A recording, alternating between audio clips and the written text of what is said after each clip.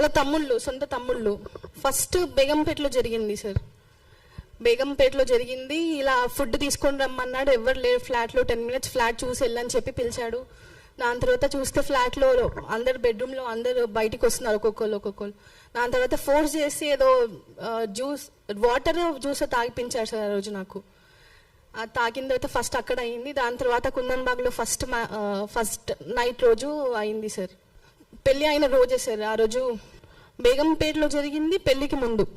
వాళ్ళే వచ్చారు మ్యామ్. నేను అడిగాను వాళ్ళకి, ఫేస్ టు ఫేస్ వెళ్ళి నవాజ్కి అడిగితే అది నువ్వు ఇమాజిన్ చేసుకుంటున్నావు, అలా ఏం లేదని చెప్పారు.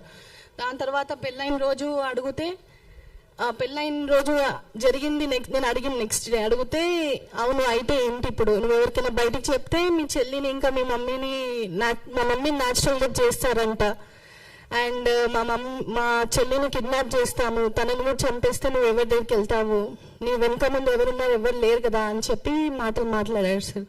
అదొక ప్లాన్ అని నాకు తర్వాత రీసెంట్గా మ్యామ్ వాళ్ళని కలిసి సార్ వాళ్ళని కలిసిన తర్వాత అదొక ప్లాన్ అని చెప్పి నాకు అర్థమైంది. స్టిల్ నేను ఎక్స్పెక్ట్ చేస్తున్నాను ఏంటంటే అతను ఏదో ఒక రోజు మారుతాడని చెప్పి అని అనుకున్నాను.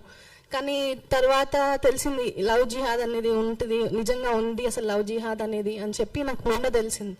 ఇలా అమ్మాయిలను ట్రాప్ చేయడము, దాని తర్వాత డ్రగ్స్ ఇస్తారా లేకపోతే అది వాళ్ళు, ఇది మోడర్న్ సొసైటీ నమ్మదు కదా, ఇది అన్ని వాళ్ళు మంత్రాలు చేస్తారు అది ఇది అని చెప్పి.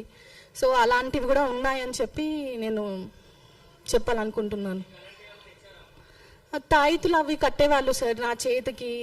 ఇంకా బ్రేస్లైట్ ఒకటి ఇచ్చాడు మెయిన్, కలిసిన 2 daysకి. ఇది నీ చేతికి ఉండాలి ఎప్పుడు, ఇది తీయొద్దు అని చెప్పి అనేవాడు. తీస్తే మళ్ళీ తమ్ముడు వాళ్ళని ఇంటికి పంపించి మళ్ళీ ఆ బ్రేస్లైట్ తీసుకొని వచ్చేవాడు.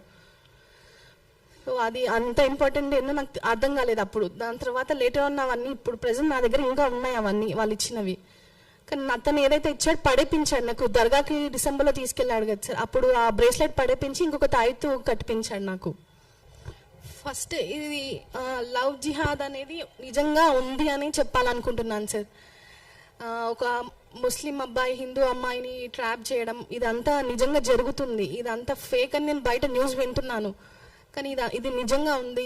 అమ్మాయిలను ట్రాప్ చేస్తున్నారు అని చెప్పి, వేరే అమ్మాయి ఇలా అవ్వద్దు అని చెప్పి నేను ఈరోజు ముందుకొచ్చి ఇవన్నీ చెప్పడం కానీ చూపించడం కానీ జరుగుతుంది సార్.